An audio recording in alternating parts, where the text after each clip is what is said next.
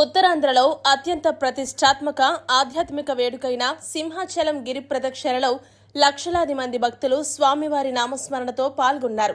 అయితే భక్తుల రద్దీని నియంత్రించడంలో ట్రాఫిక్ వ్యవస్థ తీవ్ర ఒత్తిడికి గురైంది.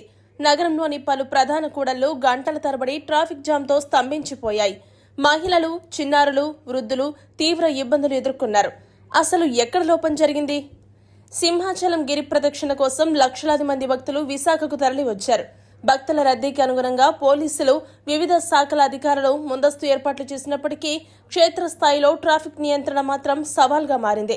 నగరంలోని ప్రధాన రహదారులన్నీ వాహనాలతో నిండిపోవడంతో గంటల తరబడి రాకపోకలు నిలిచిపోయాయి. ఇసుకతోట జంక్షన్, మద్దెలపాలెం, వెంకోజిపాలెం, గురుద్వారా పరిసరాల్లో వాహనాలు కిలోమీటర్ల మేర నిలిచిపోయాయి. ఒకవైపు ప్రదక్షిణలో పాల్గొంటున్న భక్తులు, మరోవైపు కదలని వాహనాలు నగరంలో అపూర్వమైన ట్రాఫిక్ పరిస్థితికి దారితీస్తాయి. 5 నుంచి 6 గంటల పాటు ట్రాఫిక్ లో చిక్కుకున్నామని వాహనదారులు చెబుతున్నారు. అత్యవసర పనులపై వెళ్లాల్సిన వారు గమ్యస్థానాలకు చేరుకోలేకపోయారు. బీపీ, షుగర్ వంటి సమస్యలతో బాధపడుతున్న వారు, చిన్నారులు, మహిళలు తీవ్ర అసౌకర్యానికి గురయ్యారు. ప్రతి ఏడాది లక్షలాది మంది భక్తులు వస్తారనే విషయం ముందుగానే తెలిసినా ప్రత్యామ్నాయ మార్గాలు, ట్రాఫిక్ మళ్లింపులు, అదనపు సిబ్బంది ఏర్పాటు వంటి అంశాల్లో లోపాలు ఉన్నాయనే విమర్శలు వినిపిస్తున్నాయి.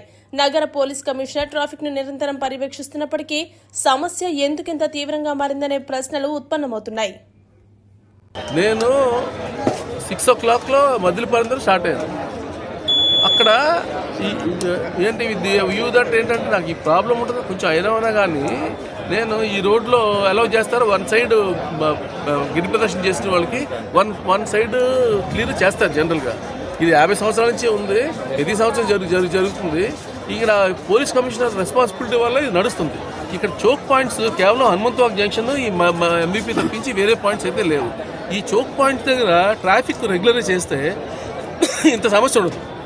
మరి కమిషనర్కి ఎవడో ఇన్ఫార్మ్ లేదో, కమిషనర్ కొత్తోడో లేకపోతే కనీసం బాధ్యత లేదో, ఈ మూడిట్లో ఏదో అయి ఉండాలి. కానీ ఇది very irresponsible act on the department, on the police department.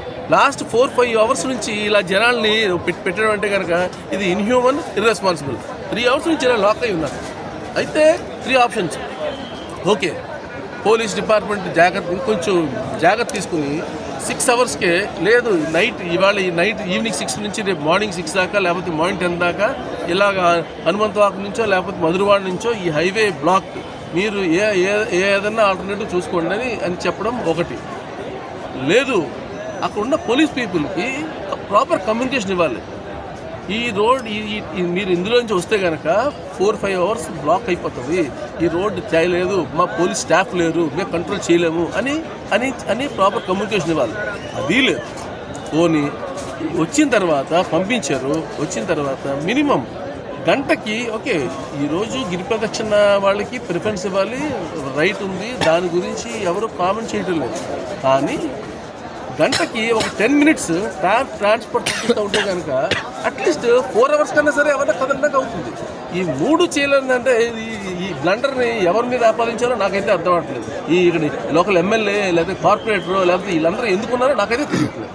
This is my opinion. Bus.